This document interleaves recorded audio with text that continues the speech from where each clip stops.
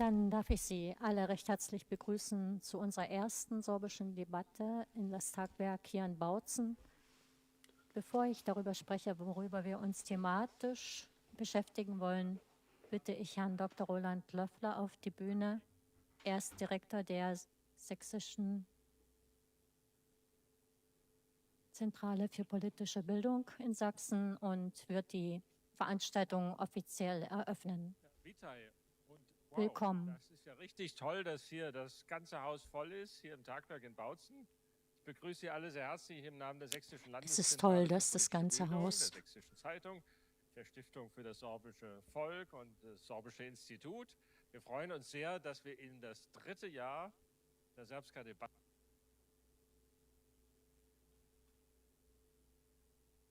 Zweitens, ich habe meine Anwesenheit hier nicht zugesagt von mir aus. Das hat sich Marcel Braumann gesagt und er hat mir die Aufgabe gegeben. Und drittens, ich weiß nichts über die Generation Z. Ich bin ein alter Mensch und ich hoffe, dass ich von euch etwas erfahre. Ja chcú niečo zväčšiť, niečo nové.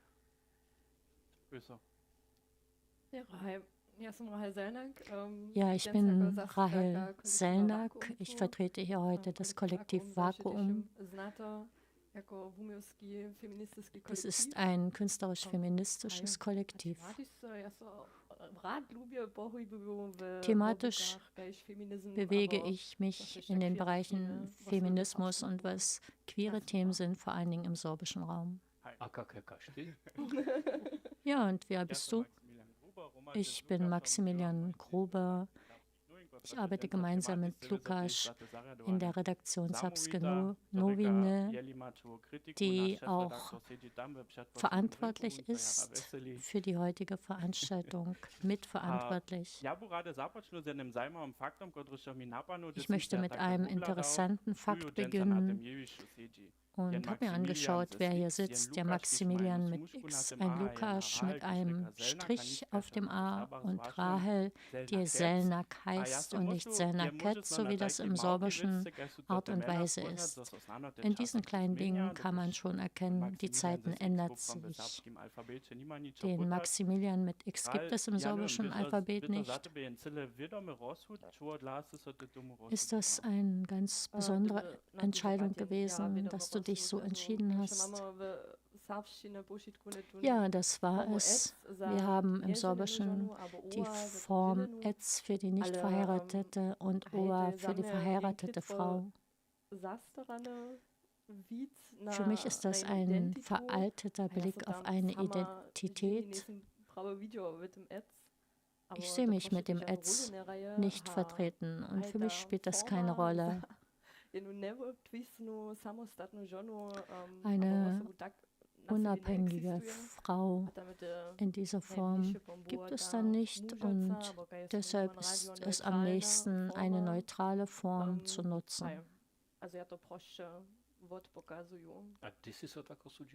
Und du hast dich dazu entschieden. Wann war das? Ich habe mich damit bereits mehrere Jahre beschäftigt. Ich denke schon, das ist so ein halbes, dreiviertel Jahr, dass ich mich damit aktiv auseinandersetze und es verlange. Ja, ich frage, dass Frauen gerade jetzt in der Zeit darum gekämpft haben, dass sie ihre Oberendung in den Ausweis eintragen können. Bist du antisorbisch? Nein, das bin ich nicht. Doch das verträgt sich nicht mit meinem Kosmos, meinem feministischen Kosmos. Und das ganz unabhängig davon, ob ich verheiratet bin oder nicht. Es ist nicht wichtig, dass Menschen an meinem Namen ablesen können, ob ich verheiratet bin oder nicht. Ich kann dir als älterer Mann aus dem Tschechischen sagen, dass ich gleich sehen kann, wie das ist. Das ist wohl ein recht sexistischer Blick. Meinem Wissen nach haben sich viele Frauen darum bemüht, dass es im Tschechischen die männliche Form verwendet wird, auch für die Frauen. Nein, das ist anders. Die Frauen, die einen ausländischen Namen haben, möchten nicht, dass dort der slawische, also die slawische Endung eingetragen wird.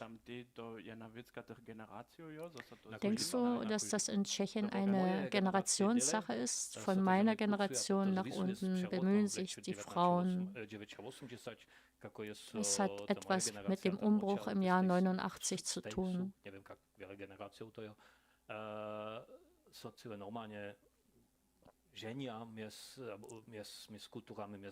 Und danach wurden auch die Heiraten in verschiedenen Kulturen normal. Interessant, wie du ansprichst, wie viele Generationen es gibt, dass du das nicht weißt. Wir sprechen ja jetzt heute über die Generation Z. Das sind alle diejenigen, die zwischen 1995 und 2012 geboren wurden. Ja, im Publikum gibt es etwa die Hälfte derer, die zu dieser Generation gehören. Diese Generation kriegt gesagt, sie sind faul, sie gehen nicht arbeiten, wir können keinen Druck ertragen. Wir können uns maximal 8 Sekunden konzentrieren hinsichtlich von TikTok. Das wird unserer Generation vorgeworfen. Lukas, sag uns doch bitte als etwas Älterer hier deinen Blick zu vermitteln. Wie arbeitest du gerade mit jungen Leuten? Wir schauen in die Redaktion der Srpska Noviny. Die Hälfte der Mitarbeiter hat dieses Alter dieser Generation.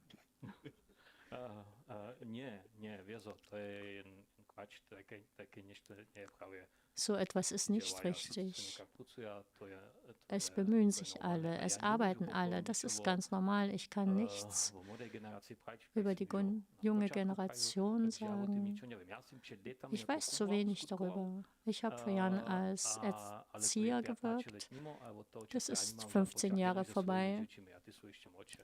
Und ich habe Kinder, aber die sind noch kleiner. Und deshalb kann ich nichts Allgemeines dazu sagen und möchte dies auch nicht, weil jeder wirkt in seinem Bereich. Rahel, sag Menschen unserer Generation. Oh doch, eine Sache möchte ich noch sagen, die für mich wichtig ist. Ich erinnere mich noch an die Offline-Welt, die kennt ihr nicht. Und diese Welt war etwas langsamer und ruhiger. Ihr könnt euch doch so eine Welt nicht vorstellen. Ich weiß nicht, ob es besser ist oder nicht. Ich glaube eher nicht. Vielleicht können wir darauf uns natürlich gleich ansprechen. Wir sind in der digitalisierten Welt groß geworden. Spürst du, dass dich das in deiner alltäglichen Welt irgendwie belastet? Man kann dich ständig erreichen. Du bist ständig informiert, was auf der Welt passiert. Ja, das auf jeden Fall. Allgemein hat es etwas mit der Psyche zu tun und legt sich auf die Psyche.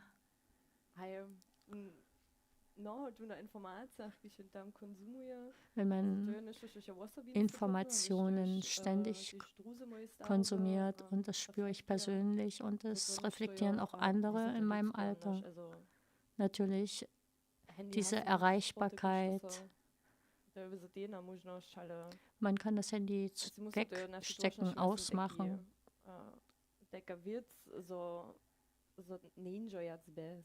Doch ich denke, das ist in der Gesellschaft jetzt so, dass es nicht ohne dem geht. Es ist normal, wir sind damit groß geworden und es ist natürlich manchmal auch anstrengend. Noch einmal die Bitte an euch, wenn ihr mitteilen wollt, Was ihr davon haltet, habt keine Angst, meldet euch.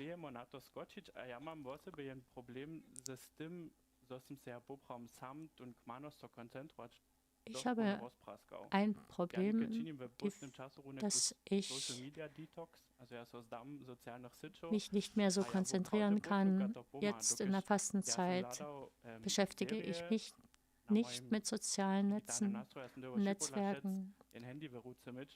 Ich musste immer ein Handy in der Hand haben, sonst war mir langweilig. Und das ist ein Problem, das zunimmt. Je nachdem, wann die Menschen beginnen, solche Medien zu konsumieren. Lukas hat über die Offline-Welt gesprochen. Ich kann mich nicht an den Tag erinnern, als wir offline hatten. Vielleicht war ich noch ein kleines Kind. Was die Konzentration angeht, kannst du lange Bücher lesen. Kannst du 3 Stunden hintereinander einen Roman lesen. Nur eine halbe Stunde schaffe ich und das ist der Unterschied. Du liest? Nein, ich lese nicht mehr, ich schreibe ja jetzt. Aber das ist damit verbunden, dass ich den ganzen Tag mit Buchstaben zu tun habe. Deshalb möchte ich abends nichts mehr mit Buchstaben zu tun haben. Aber sonst wäre das kein Problem. Die digitale Welt, die uns umgibt, es gibt eine gewisse Polarisation, die in die Gesellschaft eindringt. Und das sehe ich auch in einem Thema, was die queere Welt angeht.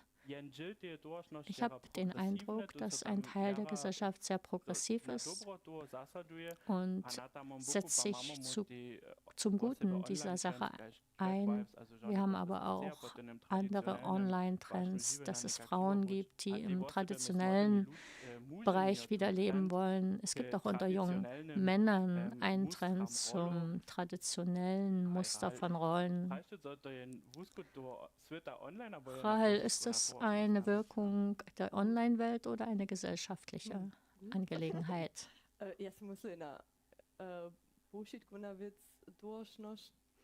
Ich denke, das ist ein allgemeines gesellschaftliches Ding. Die queeren Menschen gab es schon immer, auch in der Zeit der Antike, im alten Rom, bei den Griechen. Dafür gibt es Beweise. Was heute vielleicht anders ist die politische Umwelt, die den queeren Menschen die Möglichkeit gibt, sich öffentlich zu präsentieren, sich auch im Netz miteinander zu verbinden.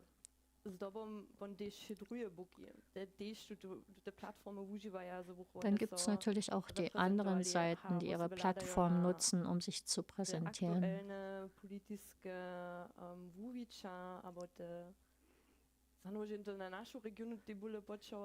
Auch auf die aktuellen politischen Entwicklungen hingesehen und gerade auch in unserer Region, was das Auftreten der rechten Strukturen angeht, die werden täglich lauter und das natürlich auch auf solchen Plattformen, nicht nur in der Stadt Bautzen, auch in Instagram oder TikTok und woanders.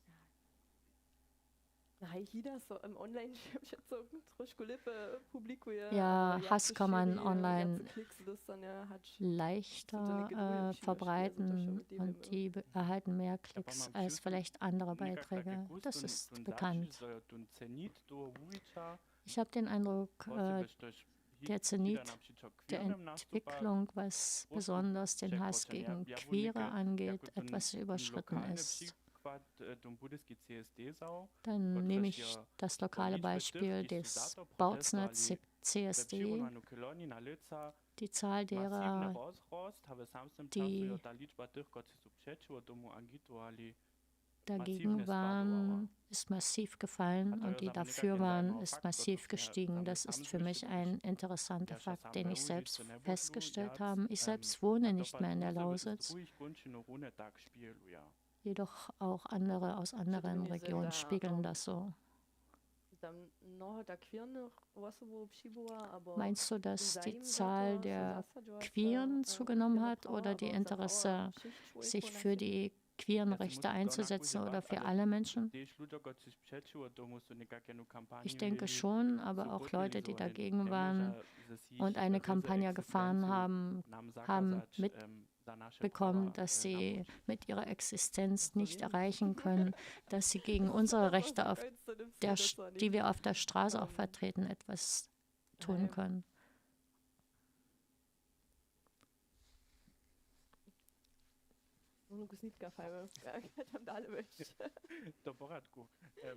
Lada, či napríklad na to, času nejaké, alebo majú optimizm, Vera, či napríklad na to, že túto problematiku nastúpa, jak sa to v Americe vyvíja?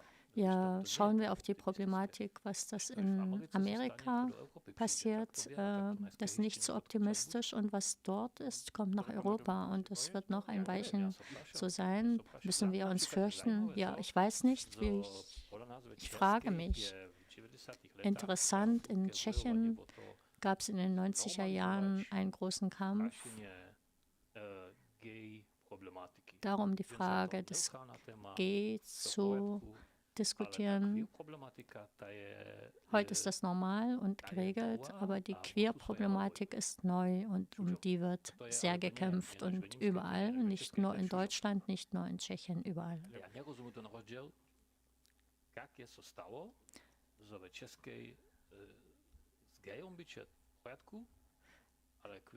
Was war das nur in Tschechien? Das verstehe ich nicht. Was mit G war alles in Ordnung, aber mit queer oder trans ist das anders. Meinst du, es ist ein slawisches Phänomen?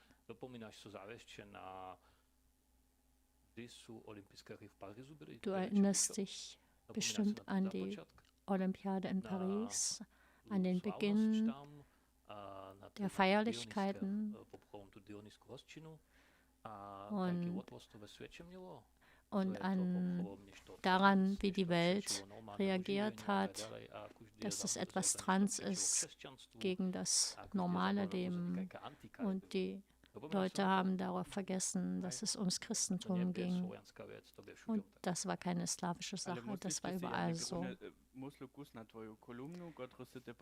Ich denke zurück an deine Kolumne letzten Donnerstag in der Sapske Novine.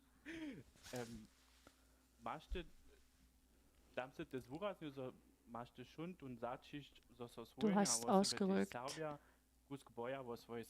deinen Eindruck, dass die Slawen oder die Sorben auch sich über die Sexualität fürchten, sich auszudrücken. Ich habe nur über die Sorben gesprochen. Meinst du, dass wir später über Themen sprechen und dass wir auch etwas achtsamer sind? Sápčina je jedička, to nie som tam písal o myslu, sápčina je jedička západoslovianská reč, když nie je explicitne vulgárna. Sorbisch ist die einzige westslawische Sprache, die nicht vulgär ist. Und darauf sind die Sorben stolz. Ja, das ist unser katholischer Hintergrund. Ich sage immer, geht nach Polen, nach Tschechien, in die Slowakei. Die sind alle sehr christlich und die Sprachen sind vulgär. Ich denke, das ist eher ein protestantischer Hintergrund. Und ich schaue im Sorbischen gern auf die Paradoxen. Das ist ein Spiegel des tschechischen Lebens. Wir haben oft darüber gesprochen, wie die nationale Wiedergeburt in Tschechien war. Und ich denke manchmal darüber nach, wie es ohne diese Wiederbelebung wäre. Und hier ist die Gesellschaft klein und es ist auch eine dörfliche Gemeinschaft. Ich kann das mit Mähren verbinden, aus der meine Familie stammt. Dort ist es fast ebenso.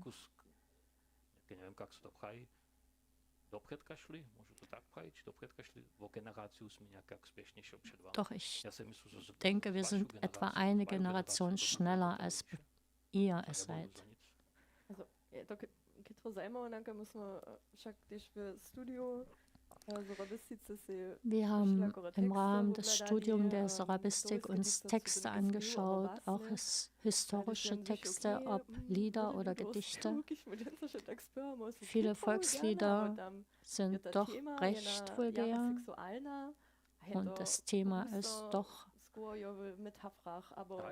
mit Metaphern angelegt und durch die Blume gesprochen. Ja, das ist Volkspoesie. Das hat geholfen, dem intimen Leben zwischen den Menschen.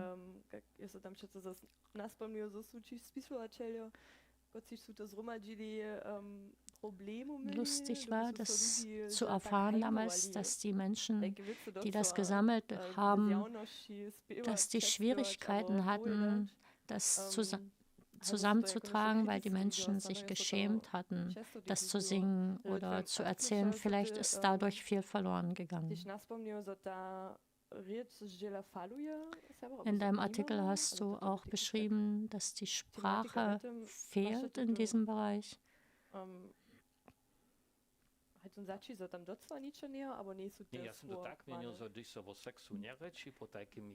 Ich meinte so, wenn über Sex nicht gesprochen wird, dann fehlt ein Teil der Worte.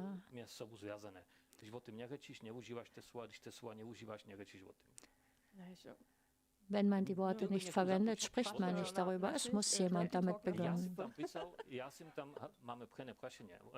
Ja som tam písal napríklad takú vec, že neznajú žiadneho človeka, keď by slovo piezač používal. Čenca bych nešto napísal, dokež kunstiženové Praze sem človeka dožil, keď mi jen žot prajú, a tam je to užíval. Dinge gehört. Jetzt in Tschechien, da habe ich Witze gehört und da werden solche Worte verwendet, wie Sexualität miteinander zu haben.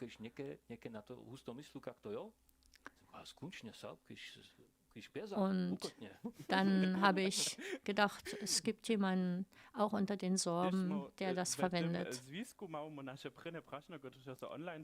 Wir haben die erste Online-Frage. Wie bekannt ist, geht die Liebe durch den Magen? Ist das auch bei der Generation Z so? Womit können wir euer Herz gewinnen? Ich würde sagen, mit etwas Gutem zu essen auf jeden Fall. Ich denke, wir sprechen anders über die Liebe, wir sprechen offener über unsere Gefühle. Wir reden nicht über den Magen, sondern legen uns das kalt auf den Teller und ich denke, das ist auch schön, weil wir ehrlicher miteinander umgehen. Natürlich haben wir auch durch die digitalen Möglichkeiten die Chance, auch Menschen nicht mehr zu kontaktieren, ehrlicher miteinander umgehen. Das ist ein bisschen überheblich. Schau mal. Wie gehen die ehrlich miteinander um? Natürlich.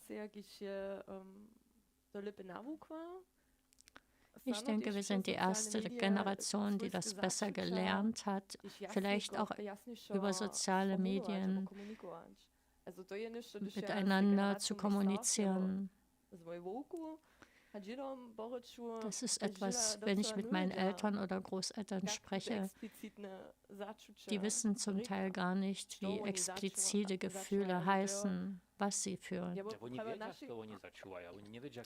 Sie wissen schon, was sie fühlen, sie wissen nur nicht, wie sie es benennen sollen. Ja, das ist schon ein ganz großer Unterschied.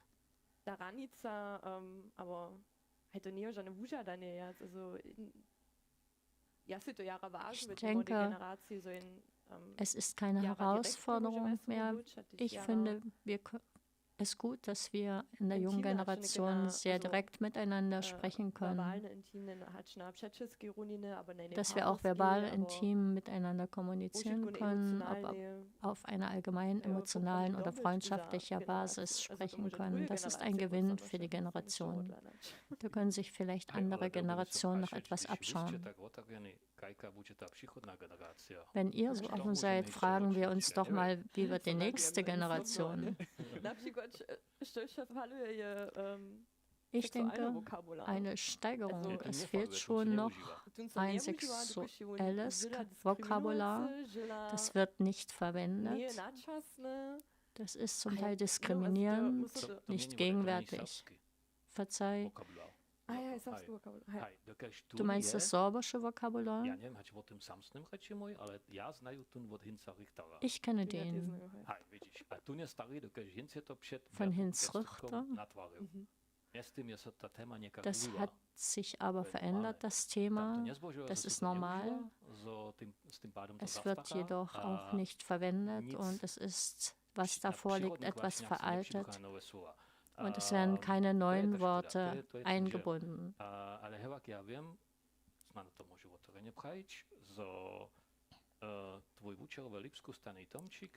Dein Lehrer in Leipzig, Tomczyk, als du das gesehen hast, das Vokabular von Hinz Richter, warst du doch sehr überrascht. Ja, ich hatte vorher so eine Sammlung nicht gesehen.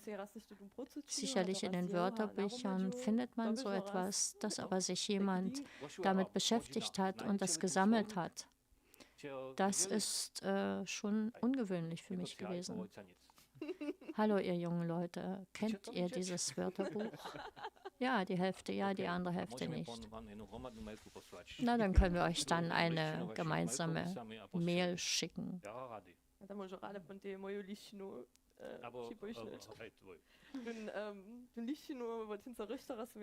Die Liste von Hinz Richter habe ich erhalten mit der Aufgabe, für den Kurs der niedersorbischen Sprache ein Vokabular für Queere zu finden und zu sammeln.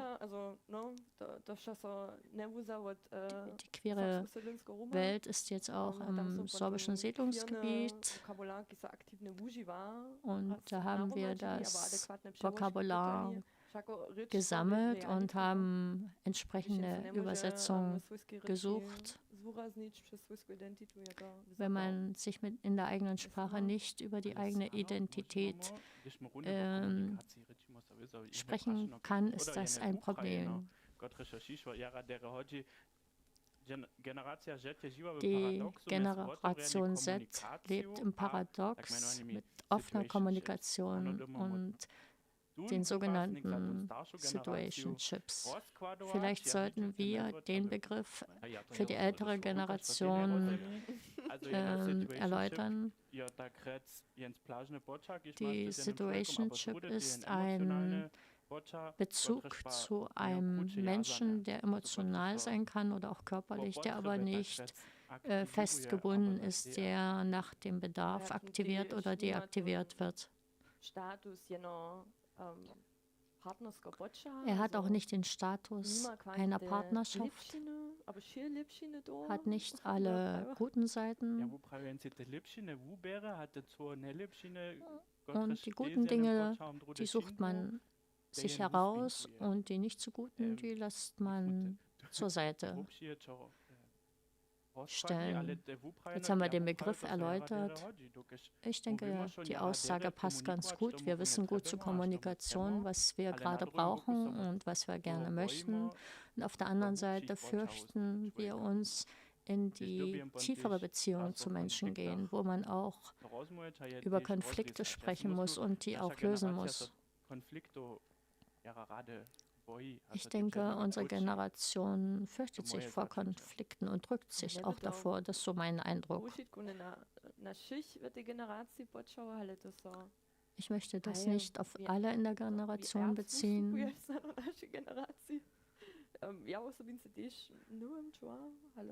Ich selbst weiß auch nicht, warum das so ist. Hast du den Eindruck, Lukas, dass unsere Generation sich der Konflikte fürchtet? Vielleicht mehr als deine? Das weiß ich nicht. Was die Situationship angeht, gesellschaftlich ist es nicht mehr so, dass man abhängig ist von irgendwelchen Beziehungen, vor allen Dingen nicht als Frau.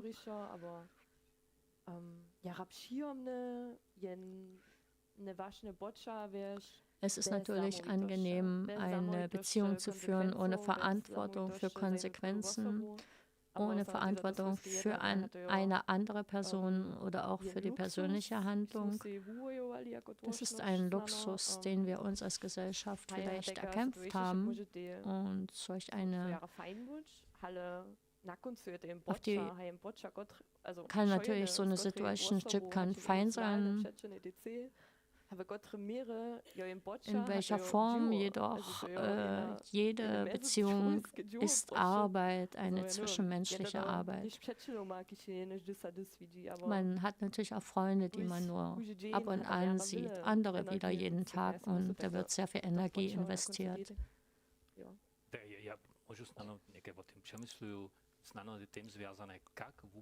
Ich denke darüber nach, wie sieht allgemein die Kommunikation heute aus. Und wenn man mit einem Freund chattet, das ist natürlich ein Gespräch ohne Ende, denn du kannst ständig weiter kommunizieren. Damit ist es natürlich verbunden, dass sich die Beziehungen verändert haben. Du kommunizierst jeden Tag mit so vielen Menschen, dass du keine Zeit hast, dich so intensiv damit zu kümmern. Und das, denke ich, hat mit Beziehung zu tun. In meiner Generation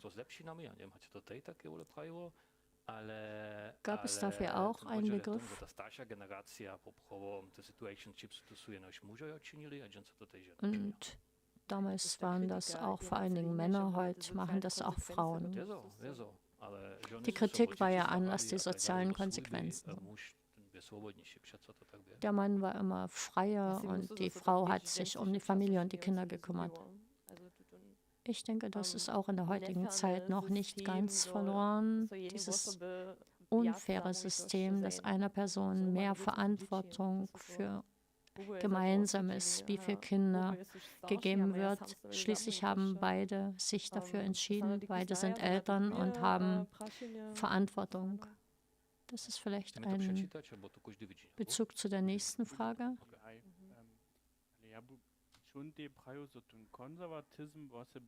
Ich finde, der Konservatismus der männlichen Generation vor allen Dingen ist eine Flucht. Sie flüchten in die tradierten Verhältnisse. Das merke ich auf den Dörfern. Ich merke nicht, dass wir es vielleicht, was in den städtischen Gesellschaften schon ganz alltäglich ist, hat sich auf die Dörfer noch nicht bezogen. Die Älteren bei der Familie ist noch so, die Frau bleibt zu Hause, die Männer putzen das Haus und die Männer gehen zum Bier. Das ist doch so ein normales Leben.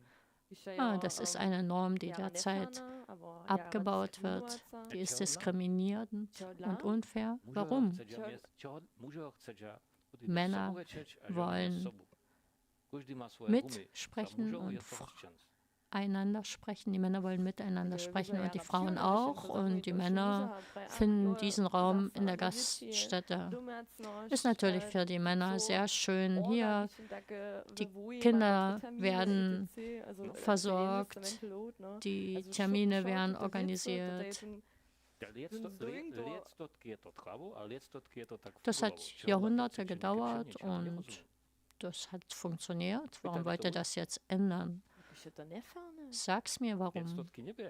Das ist unfair. Ja. Jahrhunderte war das nicht so und die Frauen haben nichts gesagt.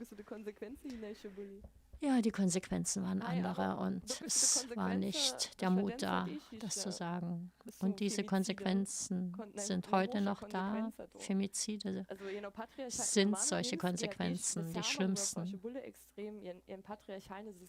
Wir haben auch hier, auch im Sorbischen, noch ein patriarchalisches System, wo die Männer noch viele Dinge haben, die Frauen nicht haben. Das zeigt sich in diesen Sachen zu Hause. Wer übernimmt die Hausarbeit? Wer plant? Wer kümmert sich um das Planen und die Versorgung der Kinder? Und die feministische Bewegung, die sich um gleiche Rechte für alle kümmert, die sich bemühen um die Strukturen in den Köpfen der Menschen und die Strukturen bauen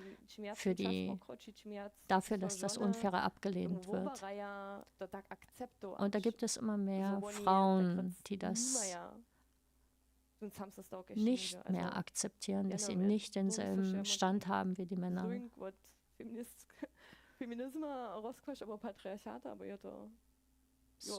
Muss man nochmal erläutern, was der Feminismus ist oder das Patriarchat?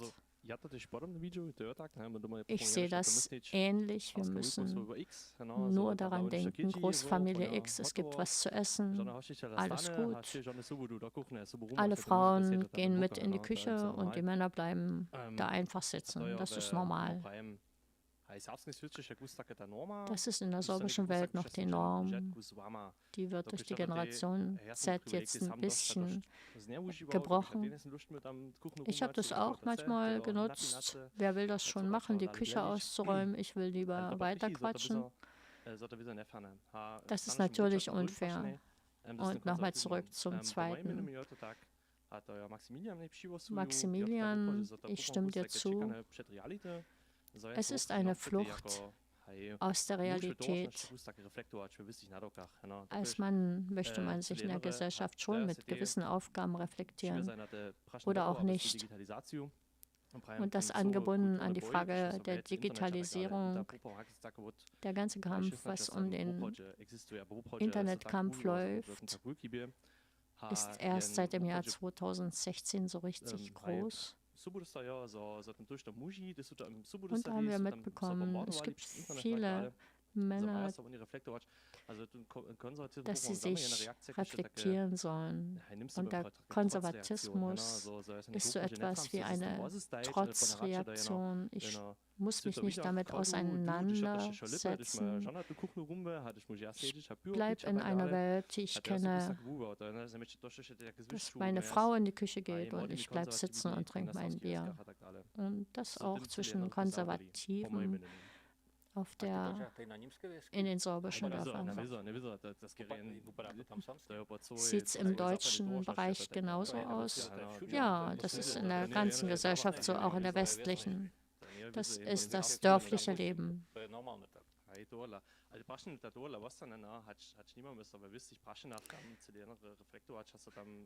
Die Frage ist, sollten wir nicht uns selbst reflektieren?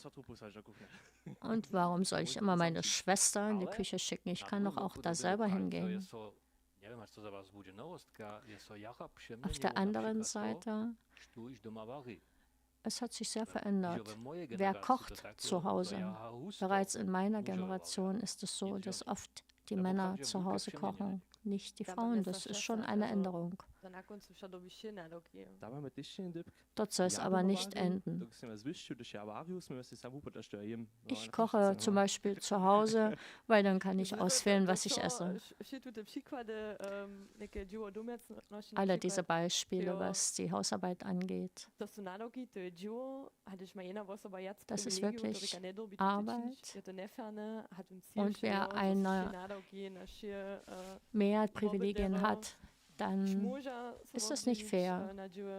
Und wenn alle Einwohner beteiligt werden, dann haben alle die Aufgabe zu arbeiten.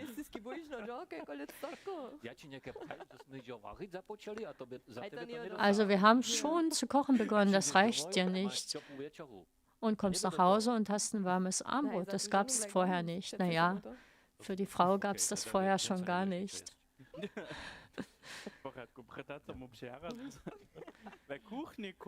Bevor wir uns in der Küche verstecken, springen wir in ein neues Thema, welches uns sehr wichtig ist im Sorbischen, und das ist das Gesehenwerden der queeren Menschen. Und dazu sind mehrere Fragen gekommen. Wie fühlt sich die queere sorbische Jugend? Wie ist sie akzeptiert? Muss sie sich verstecken oder kann sie sich ohne Angst outen? Das ist doch ein ganzer Strauß von Fragen. Ich möchte mit dem Allgemeingefühl beginnen. Ach, ein bisschen verbessert hat es sich schon. Als ich im letzten Jahr zum CSD in Bozen war, waren viele Menschen, die ich kenne und ich gern habe. Da gab es auch Gruppen von Menschen, die nicht so sehr damit verbunden sind und haben ihre Solidarität bekundet. Habe ich den Eindruck, es passiert schon was im Sorbischen. Wir öffnen den Raum etwas. Das heißt aber nicht, dass alles super ist und so bleiben soll. Das heißt, es ist in der sorbischen Gesellschaft besser oder auch in der deutschen. Allgemein, ja, aber hier im Obersorbischen ist es noch in dem katholischen Glauben, durch den katholischen Glauben etwas anders. Ich denke schon, das hat sich verbessert. Perfekt, ne? Also es ist noch nicht perfekt.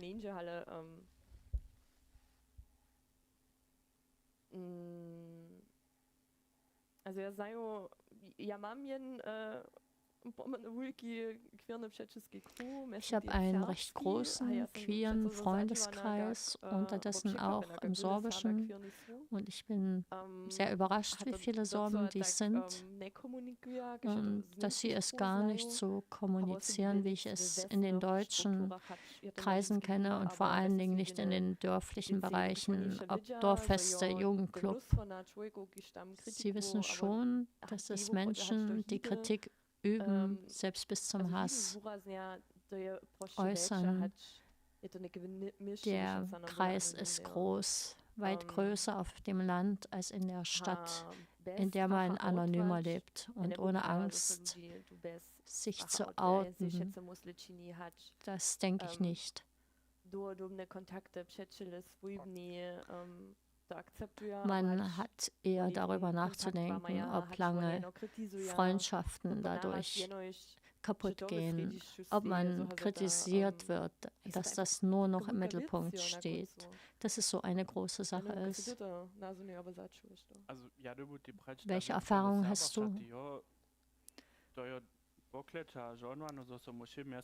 Die Sache im Sorbischen ist, dass wir uns alle untereinander können und kennen. Wir wissen, die Familie ist die eine Sache, der Freundeskreis ist die andere und dann gibt es noch die dörfliche Gemeinschaft. Ihr wisst ja, das ist der so und so und das Gequatsche, das dann entsteht, das ist etwas, worüber man dann auch nachdenkt und das nimmt man mit. Das ist ein allgemeines Phänomen, das weiß ich, dass es ein dörfliches Phänomen ist, nicht nur sorbisch, obwohl es ja hier noch anders ist. Wir kennen uns alle sehr gut. Viele sind miteinander verwandt. Der Kreis hier ist sehr klein und intim und deshalb ist so eine Entscheidung immer noch groß. Hier schreibt sorbische queere Jugend. Ihr meint doch bestimmt die obersorbische. Ich kann mir vorstellen, dass die queere Thematik Ober- und Niedersorbischen verbindet. Ja, die Community, die Gemeinsamkeit zwischen queeren Sorben aus der Ober- und Niederlausitz ist sehr stark. Man kennt die Szene. Gerade weil wir recht wenige sind. Wenige Sorbinnen und Sorben. Die ersten queeren Sorben habe ich in der Niederlausitz kennengelernt und nicht hier in der Oberlausitz.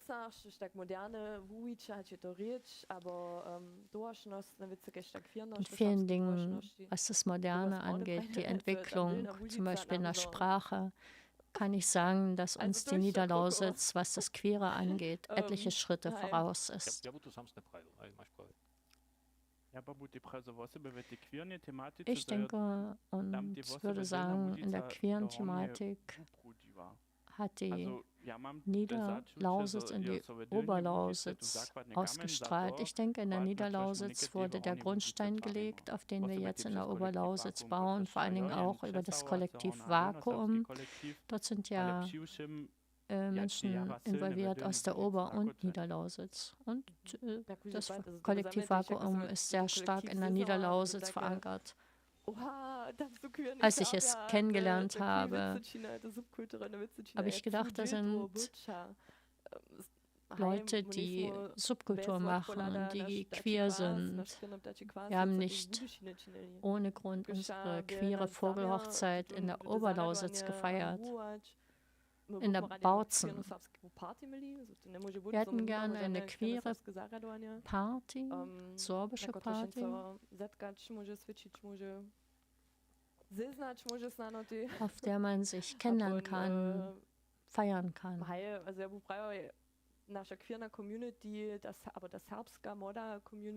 Unsere junge sorbische queere Community, gerade in der Niederlausitz, ist sehr präsent und aktiv.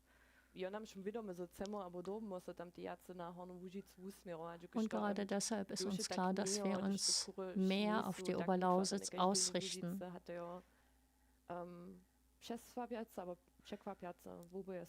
Es ist überraschend und auch enttäuschend, dass es noch solche Unterschiede gibt. 50 Minuten sind bereits vorbei. Habt ihr Fragen? Aber pisajcie.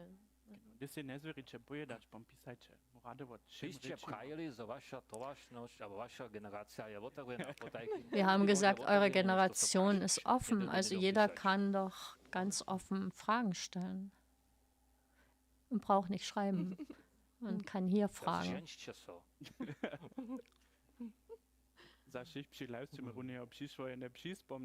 Gerade kam eine Anmerkung. So viele Männer für die Männlichkeit ist gar nicht da, damit der Witz von Lukas verstanden werden könnte.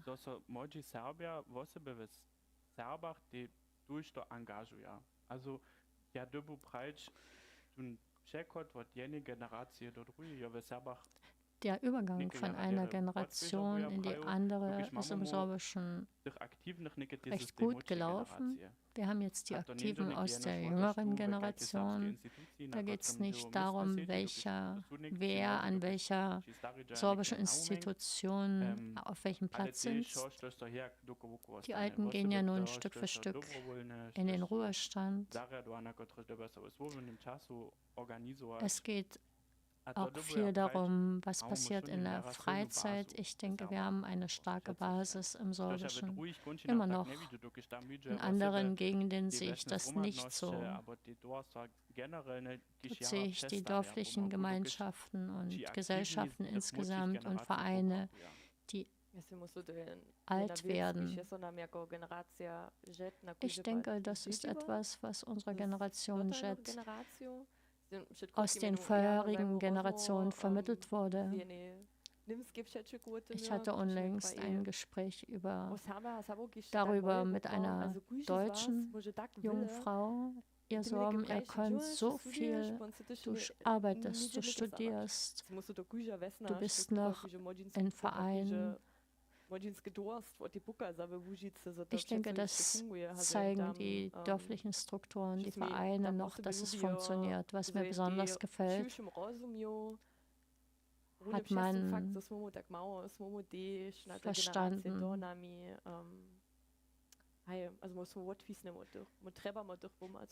Die Generationen sind abhängig voneinander. Wir brauchen einen Traktor, wir brauchen eine Scheune, der uns für unsere Party zur Verfügung stellt. Allein sind wir nichts, aber als Gemeinschaft sind wir sehr stark und können sehr viel tun. Und das ist etwas Schönes zwischen den Generationen. Das hören wir bereits aus der Geschichte unserer Eltern und Großeltern und freuen uns, dass es immer noch so ist. Es funktioniert im Sorbischen. Das kenne ich nicht aus der Stadt. Das hört schon bei den deutschen Dörfern in der Gegend auf.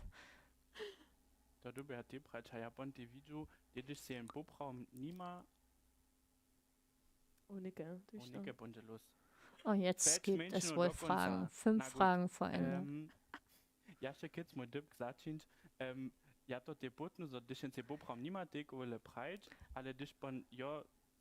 Auch wenn man sich nicht so viel zu sagen hat, wenn Hilfe gebraucht wird, dann sind alle da und dann einigt man sich auf den kleinsten Punkt.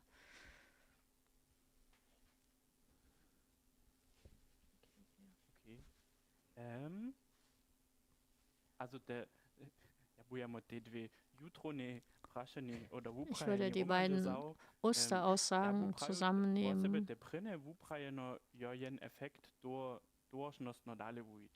Der erste ist Effekt der gesellschaftlichen Weiterentwicklung.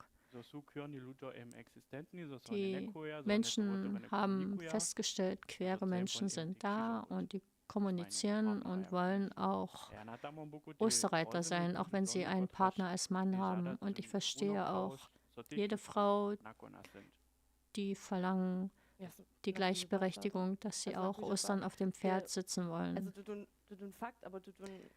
Ja, der ist ein Eindruck, den ich habe über die Osterdiskussion um Tradition. Uns ist bewusst, wir sind eine Minderheit und die Menschen haben Angst.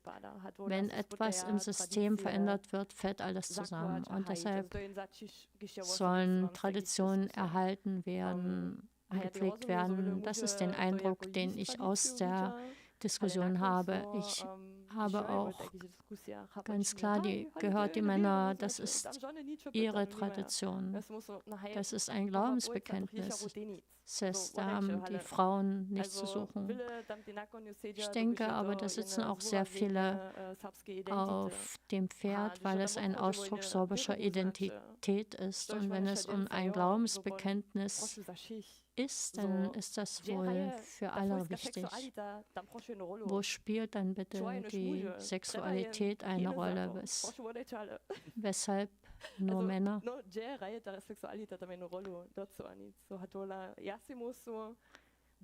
Ich denke, wenn eine Tradition, dann bitte für alle. Ich habe bisher mit dir gescherzt. Jetzt haben wir aber einen Blick auf die Generation. Ich kann mich in meinem Herz nicht entscheiden, ob es besser wäre, als Frau auch zu reiten. Ich sehe, da gibt es viel mehr als nur das Reiten auf dem Pferd, wenn die Männer da drauf sitzen, sondern da hat die Organisation etwas zu tun. Wie wird es sein? Wer kümmert sich um alles drumherum? Ich sage nicht, es darf nicht geändert werden. Ich habe nur die Frage.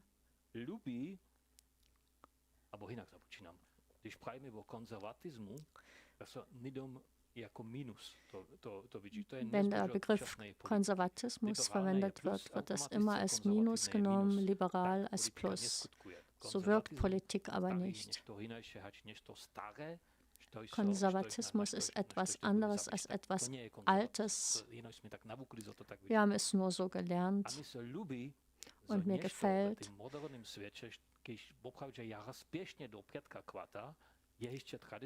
dass es in der modernen Welt, die nach vorn treibt, dass es noch etwas gibt, was traditionell ist. Jedes hat seine klassische Rolle und alles funktioniert drumherum. Und das interessiert mich an dem Osterreiten. Ich sehe nicht nur die Männer, ich sehe auch die Frauen, die Familien. Und deshalb weiß ich nicht, ob ich es ändern möchte, doch ich bin ein Mensch, der außerhalb steht. Ich verstehe deinen Blick, aber ich denke, es sollte unabhängig vom Geschlecht sein. No, a nakon, also der človek, keď chce po nás svoj byt, to napríklad tak jo, so šie muže nechaja jechať. Bei uns in der Familie ist es so, dass nicht alle Männer reiten möchten und dort ist klar, wer nicht auf dem Pferd sitzt, übernimmt andere Aufgaben wie Kochen, Putzen, Pferde versorgen, Hof sauber machen. Da es ein Brauch ist, den wir gemeinsam feiern wollen, das ist wie bei anderen Festen, wenn wir in traditioneller Tracht gehen.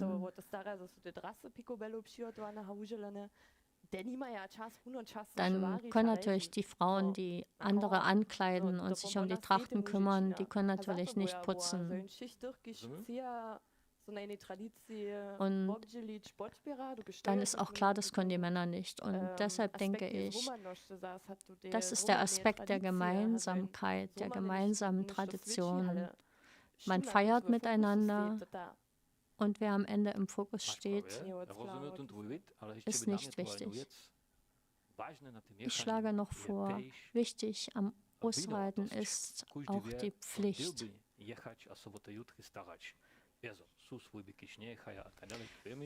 Es gibt Familien, wenn die Regularien nicht so sind, dass es die Pflicht nicht gibt. Und wenn wir ständig überlegen, wer reitet nun und wer kümmert sich um die anderen, wenn die Pflicht verloren geht, dann verliert sich die Tradition. Ich sehe es an den tschechischen Ostern, weil alle Pflichten sind verloren gegangen. Jetzt wird es, Entschuldigung, antifeministisch. Das ist nur so ein Blick darauf, es ist kein Weltende.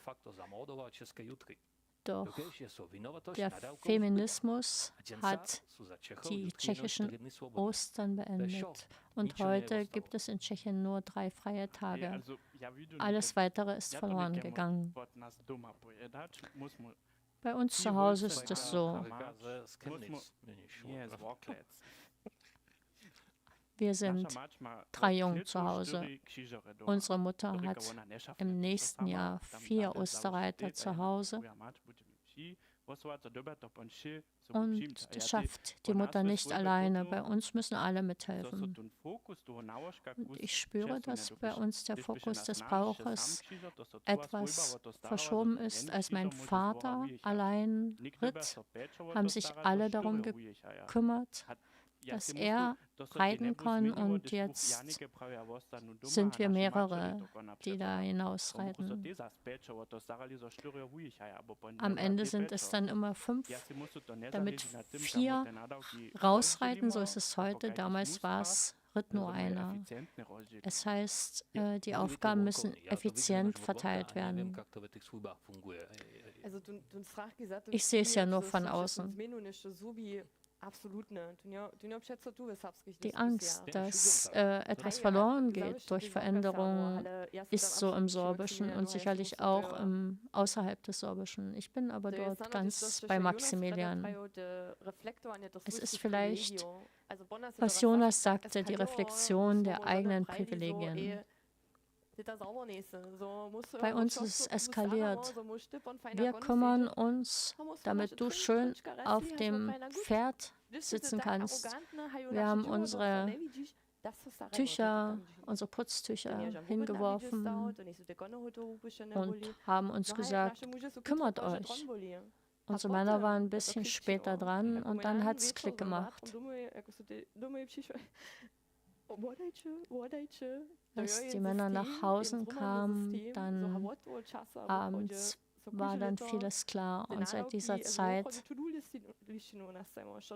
gibt es eine To-Do-Liste jedes Jahr. Wer möchte etwas tun? Was ist denn zu tun? Und das ist eine gemeinsame Sache.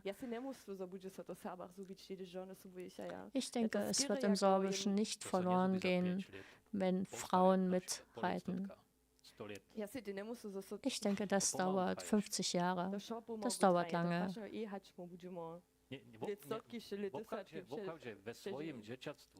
In meiner Kindheit hatte ich ganz andere tschechische Ostern erlebt als heute. Lukáš, sei willkommen in dieser Welt, der ändert sich. Ich weiß nicht in meinem Herzen, ob ich die Veränderung möchte. Takže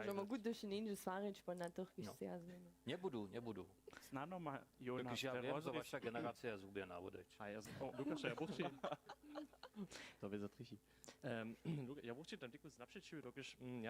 Lukáš, ich möchte dir noch etwas entgegensprechen. Es steckt ein Konservatismus dahinter. Es ist schon interessant, dass die Tradition gehalten wird.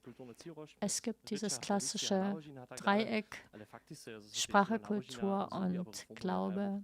Auch der Glaube wird reformiert oder geht verloren. Ich glaube, es gibt viele, die Hälfte, die auf dem Pferd sitzen, sind kulturelle Katholiken. Und die Traditionen haben sich verändert. Schau mal auf die Trachten vor 80 Jahren und heute. Die entwickeln sich. Der Katholizismus ist voll von römischen Traditionen, die übernommen wurden.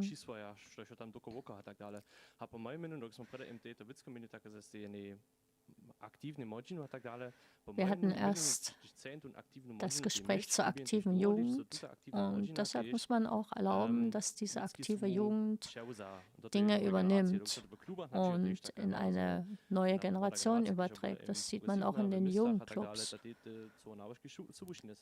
Die progressiven Leute aus der Stadt bringen das ja mit aufs Land.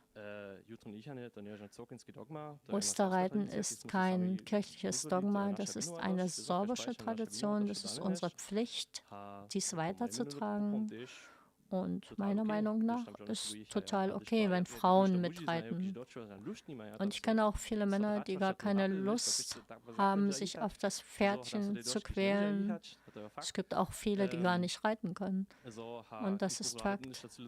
Und die vielleicht lieber etwas ganz anderes zu Hause machen würden. Die gibt es auch. Und weshalb sollten sie das nicht tun? Und wenn Frauen kein Interesse haben, sich in die Küche zu stellen, warum setzen sie sich nicht aufs Pferd? Also ja sam musel aber še uslušal tvojo Ukraine na Gujabat. Ich höre aus deiner Aussage etwas, was ich im Studium gesehen habe, als wir uns mit anderen Minderheiten beschäftigt hatten. Eine Minderheit kann nur überleben, wenn sie mit der Zeit geht. Das betrifft Sprache, Tradition, Trachten. Wenn die Mehrheit sich nicht mehr damit identifizieren kann, mit der Tracht, mit dem Brauch, dann wird das nicht mehr gemacht. Mir gefällt es nicht, dass an der Tracht zu lesen ist, ob jemand verheiratet oder unverheiratet ist. Und wir haben aber noch keine Alternative, noch nicht für eine unabhängige, freie Frau. Und das sollten wir vielleicht haben, damit es wieder mehr Frauen tragen. Auch die Sprache muss wieder weiterentwickelt werden. Und nun komme ich zur nächsten Frage. Was ist euer liebstes Wort aus der sexuellen Frage?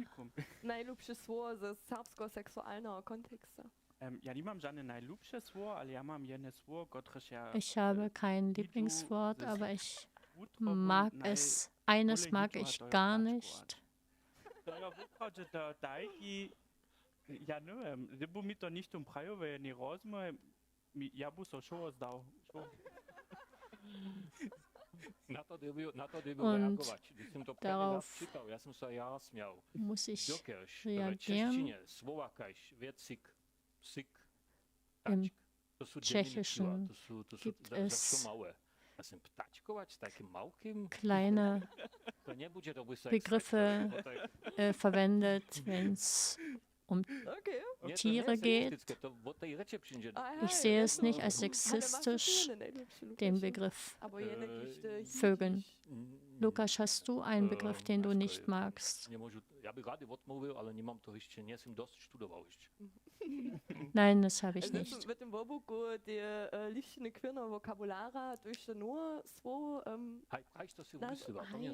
In der Liste der queeren Begriffe gibt es auch neue Worte. 32 Personen haben der Liste beigetragen.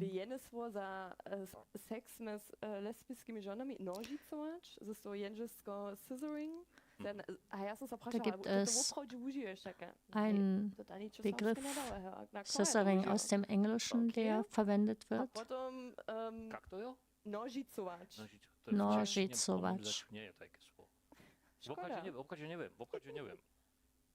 Ale ja nemám lesbický sex po takým, neviem, či niečo neznajú. Habon wir jedna věc, also Ikimel, das Beoka, der Rapper, Jascha, die Rapperin Ikimel ist wohl sehr im Trend zurzeit. Und die hat natürlich auch in den sorbischen jungen Gruppen, findet sie Gehör.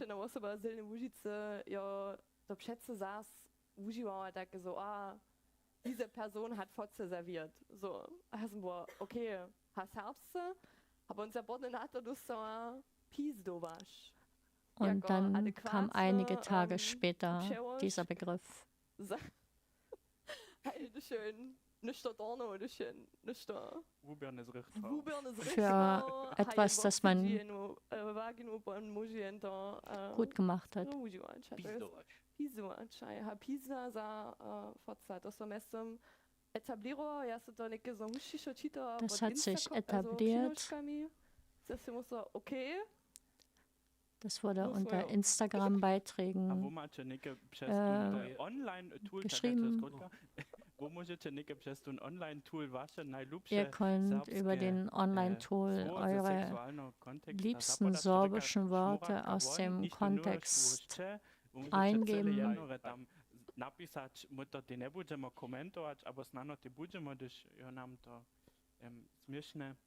Also da liščina du vopša to svoje snadne ľudia.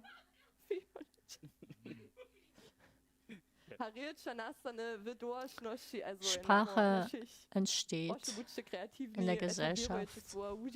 Etabliert bitte die Worte und verwendet sie.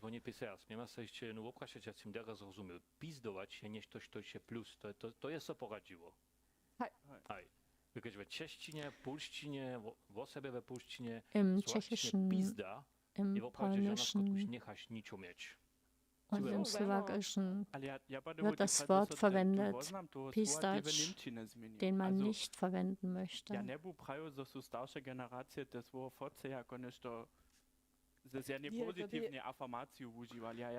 Ich denke, dass dieser Begriff nicht als positive Affirmation verwendet wurde.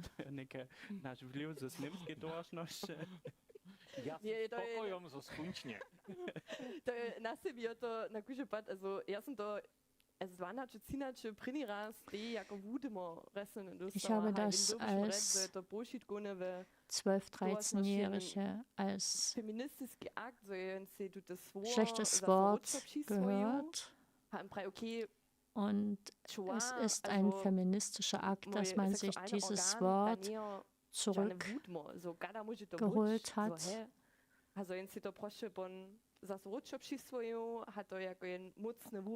Und heute benutzt man es als einen starken Begriff und schämt sich dafür nicht. Und das Patriarchat sagt uns doch sehr oft, dass wir uns als Frauen für die Vulva oder Vagina schämen müssen. Ich denke, wir lassen diese Diskussion jetzt auf und lassen uns jetzt offen, wie ihr eure Begriffe verwendet. Wir sind auch ganz normal, wenn wir wieder von der Bühne heruntertreten. Vielen Dank, dass ihr hier wart im ersten Teil der sorbischen Debatte. Und jetzt ist Schluss ohne Pointe. Das war jetzt die Pointe.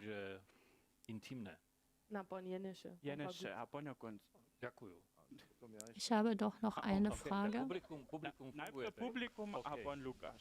Erstes Publikum, dann Lukáš. Dobíš do mikrofona řečič. Ty jsi malý člověk. Ne, dobro. Za Kito Lorenz ve svojej básni Kito Lorenz fota na Kiju. A když jsem se oprašal, jak on to mení, auch tak on prejel do z Němčiny, že foca seinem a ten Kij, Gedicht.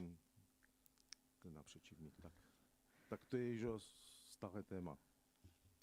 No da. Kito Lorenz bist Reformator Serbštiny.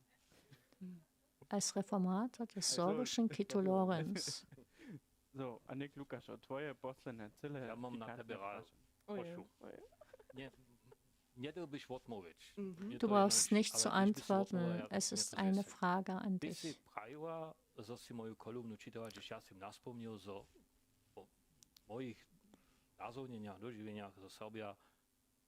Du hast gesagt, du hast meine Kolumne gelesen, dass die sorbischen Menschen Sexualität nur in deutscher Sprache ausdrücken.